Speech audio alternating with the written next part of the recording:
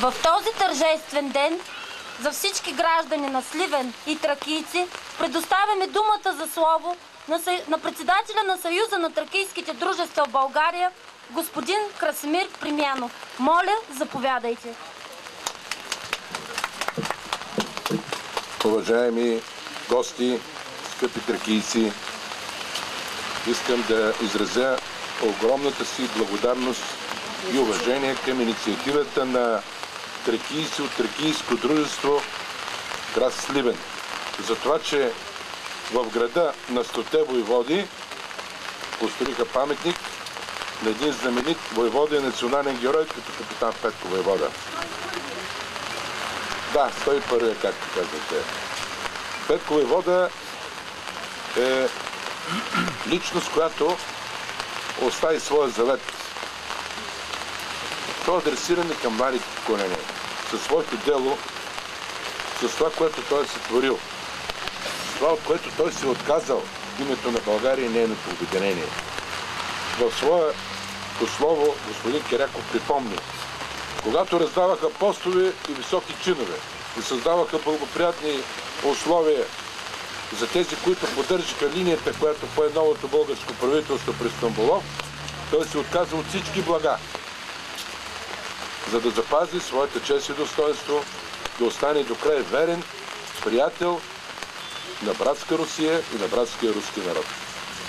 За голямо съжаление, неговият живот прекръсна много рано, за да научи, че неговата всеотдайна любов към Русия оказа огромна помощ България да получи своята независимост. Малко известен е факта, че в годините, когато Фердинанд обяви независимостта на България, турският султан искаше огромна сума пари, за да признае независимостта на България. Русия плати 87 милиона златни франка на турския султан, за да признае независимостта на царство България.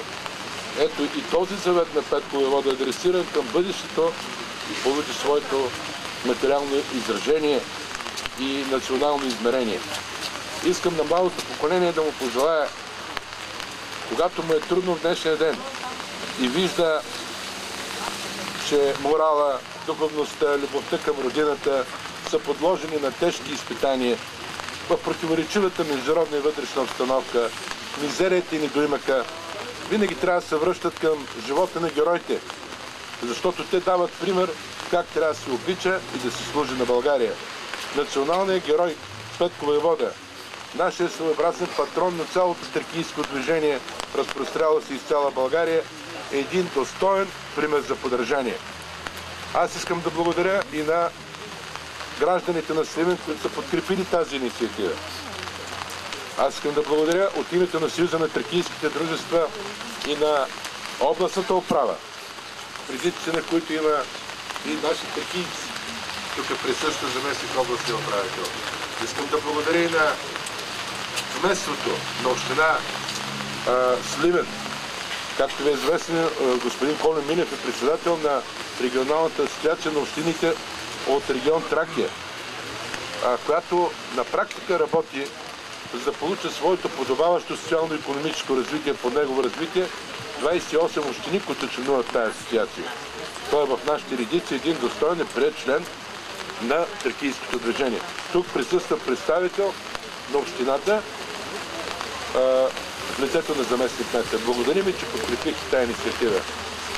Днес вече тракийци имат един завършен комплекс, който на всички знаменателни събития в нашето ежедневие, когато отбелязваме, както каза господин Киряков, и 26 март, и 3 март, и деня на рождението на капитан Петко войвода, има къде да изразим своето уважение към достойната история и към нейните герои.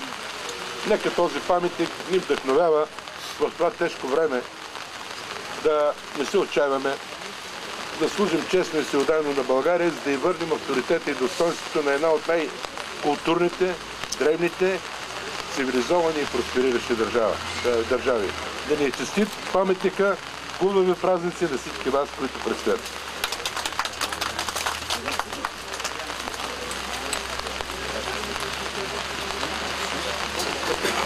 Само да кажа да правя, има книга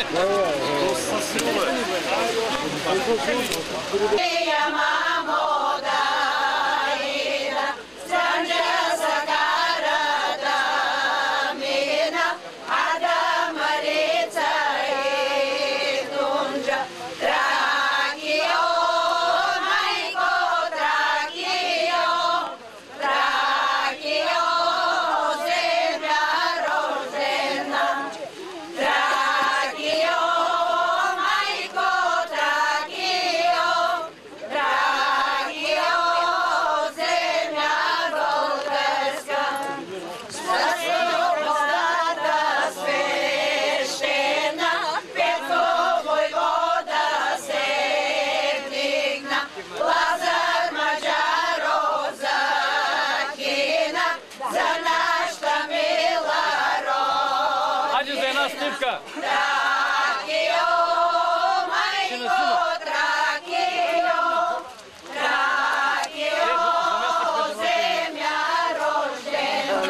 Хайде, на ръцете тук!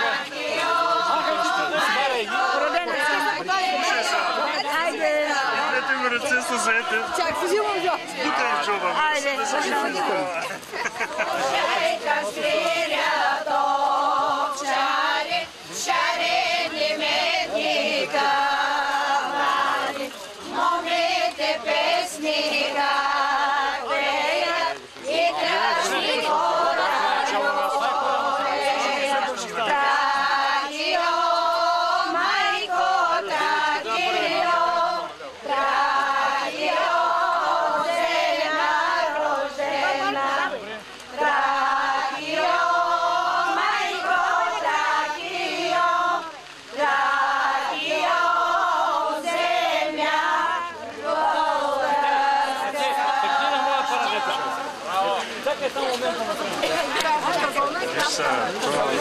Всичко от времето, не се притесни.